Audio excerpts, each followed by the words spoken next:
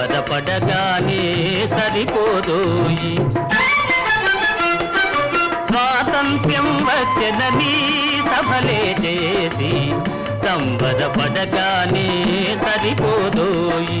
సాధించిన దానికి సంతృప్తిని పొంది అదే విజయమనుకుంటే పొరపాటోయి. ఆగతోయి భారతీయుడా, కదలి సాగబోయి ప్రగతిదారులా.